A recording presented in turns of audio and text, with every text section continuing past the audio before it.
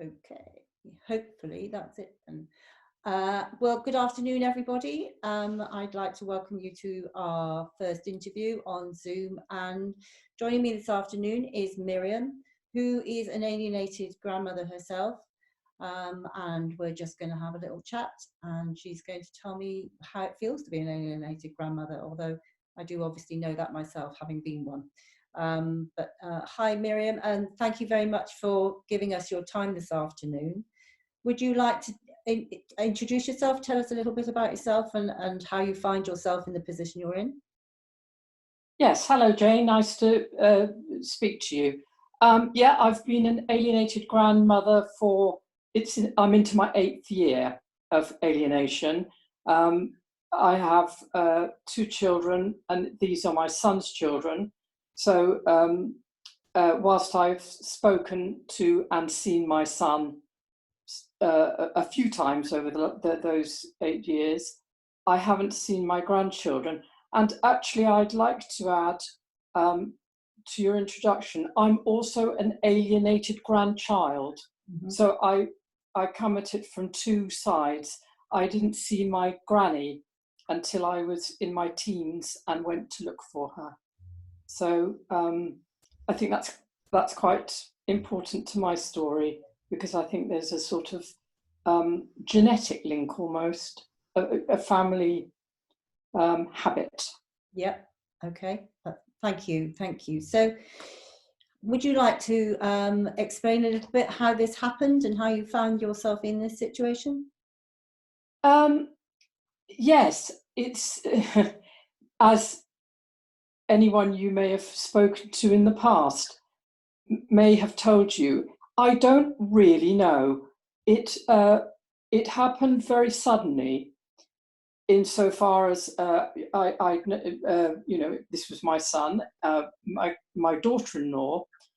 I'd known then for well over 10 years, and they'd been married for, I think, 7. And we had what I thought was a really good relationship. I had a lot of time and input into their family and my grandchildren, to the point where I looked after my granddaughter for part of the time during the first year of her life while her mother went to work. Excuse me. And we, my husband, who's not my children's father, he's the stepfather, and I moved to France just before we became alienated. The reason we came to France was because they were moving as a family. My daughter-in-law was French, and they were moving as a family to France, and suggested that we could fulfill the dream we both had to live in France. So we came, bought a house, and that summer, first summer, they came to stay with us and said very casually, in passing actually, that they changed their plans and weren't coming. And that resulted in a sort of very strange atmosphere. It shook me, that I thought, what am I hearing? Oh. And I had to ask. I said, I thought that my granddaughter was starting school in France in September. And my daughter-in-law said, no, we've changed our mind. Mm-hmm. And the result of, there was quite a lot of tension around the table. And it resulted in my saying that I thought they'd acted selfishly in not telling us before we bought our house. Yeah. It blew over, the argument blew over, and they stayed with us for another 3 nights, 2 of which we had on our own with the grandchildren. My husband and I had on our own with the grandchildren while their parents went off camping. And they then carried on with their holiday with her parents, who live in a different part of France, went home, and we didn't hear anything. And I would email as normal and message and try to phone.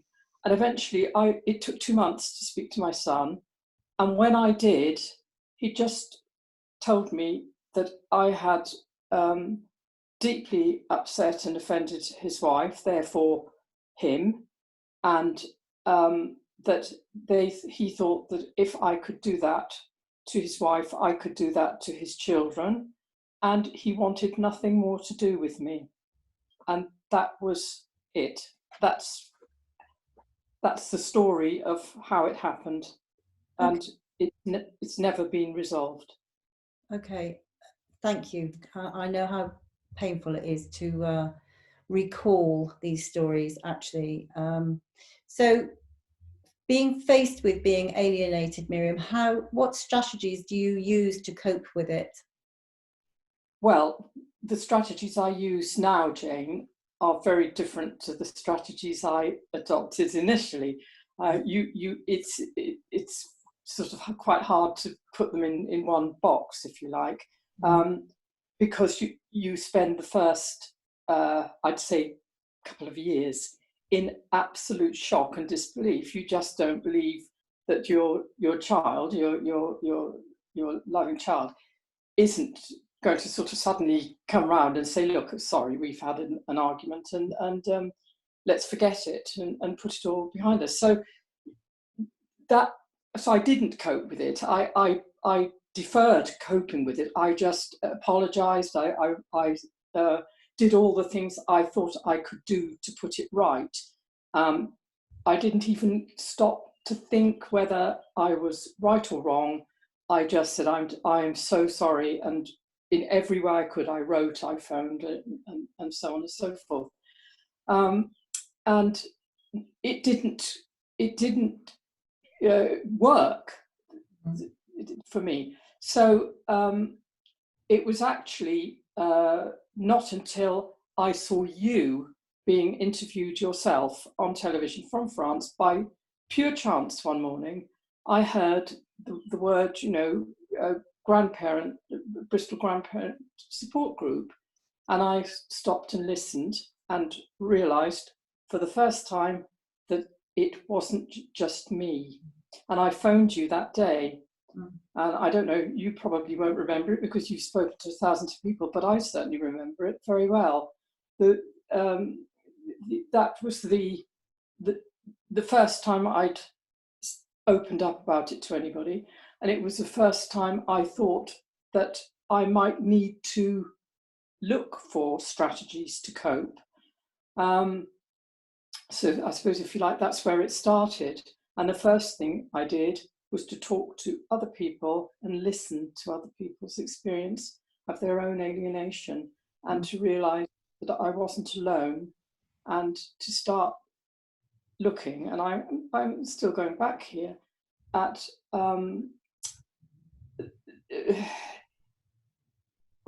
what I could actually do other than blame myself. Yes. That's not really very clear, but if that makes sense at all, yes. I couldn't allow myself to think it was anything but my fault. And I had to start all over again and think what actually happened, what were the signs, what led up to this, and why is it continuing? And now, I'm an old hand, if you like, I realise that I have had to forgive myself and realise that actually this isn't all my fault, it isn't all my doing, and that I am a worthwhile person, and that I have to have a life without my family in it, until and if there should be a time when there is again. Yes. It's a different life altogether. Yeah. There isn't one strategy. That's what I'm trying to say. No, and I think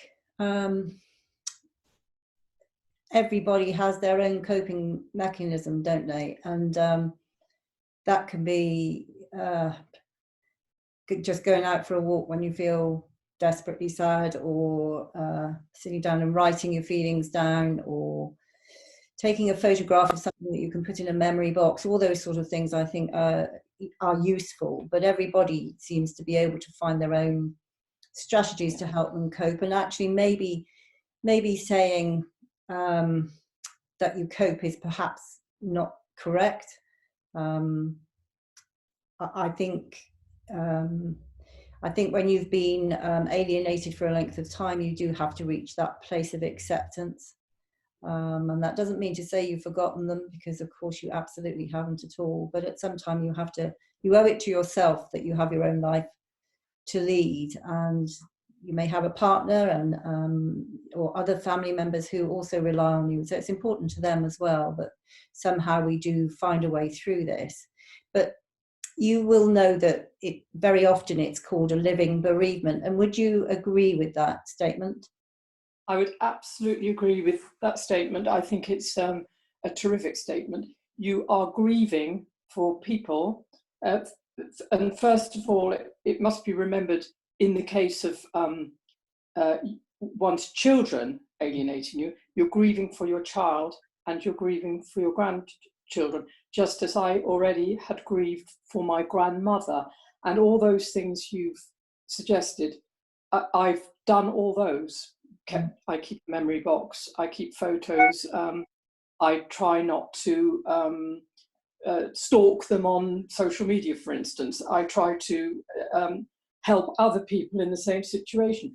And they came from, if you like, it's a simplistic thing to say, but it came from me deciding at the beginning, when I joined the group, that this was out of my control. I couldn't control it, but I could control myself. And the first thing I could do to start controlling myself was to listen. Not to, yes, I could pour out this awful agony and grief, but also I could listen to people who'd been there, including you, who'd been there before me, and not tell, they would suggest, why don't you try? Would you try? And one of the things actually that I did was buy a walking device and set myself targets, because you don't have any closure. You don't have the closure of an actual bereavement. You have, I've been bereaved, a lot of us have, obviously. So I would say the feelings are really similar, but it's like a broken heart. You're grieving for somebody who's out there leading their life. Yeah. You don't know if they're happy or sad.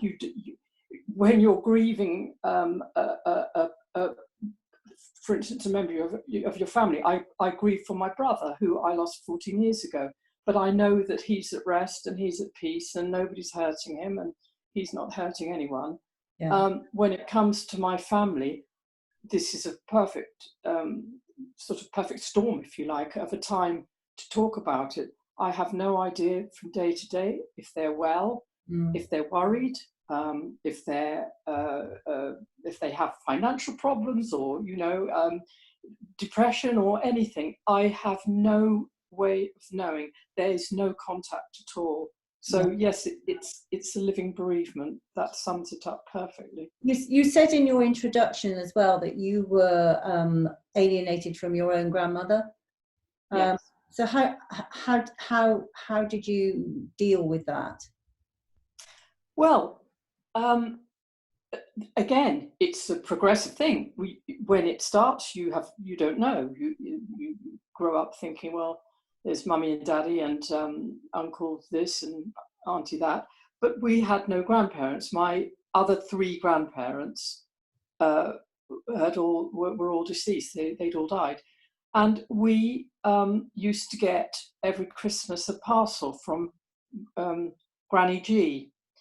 And we started, as you children do, we started to ask, why don't we see her? Where is she? And I knew that my mother was very reluctant to talk about it.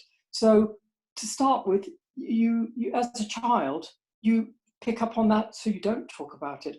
Then you become an older child and you suddenly realize your parents aren't perfect. So to argue and question, and that's exactly, I'm one of four. Three of us were old enough. We all started to question, why don't we see Granny? And the only thing Mum is saying is that she's not a very nice person and you really don't need to know her. And you you don't accept it anymore. You think, I would like to judge her for myself, Yeah. which is exactly what happened. But the sadness of that is the same. We lost all those years of our granny, and we could never have them back. And as it happened, she didn't live very long after we were reunited. So not only did I feel bereft of my granny and cheated, but extremely resentful towards my mother. Yeah, yeah, yeah. So when you're talking to other alienated grandparents, what advice, well, not, I don't like the word advice really. What would you say to somebody who's newly alienated? What would you tell them to suggest that they did? Well, sorry for moving you. My battery was going out. What would I say? I would suggest that they talk to somebody. They talk to somebody who has been through the same thing, and they listen to what that person has to say. That they don't do anything hasty. It's hard to advise other people, you know, given all our circumstances are different, whether they've written or tried to speak. But for goodness sake, whatever you do, I would say to anybody alienated, never add insult to injury by becoming angry, aggressive, sending something that you afterwards would cut your tongue out.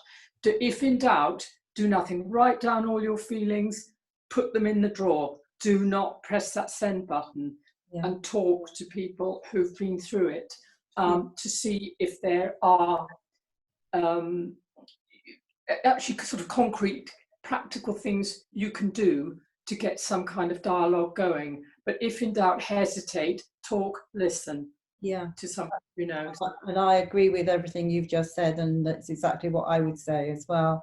Miriam, thank you so much for your time this afternoon. It's been marvellous, and I hope it will help other grandparents who are going through the same thing. So thank you very much, and I hope to speak soon. Take care, and thank you.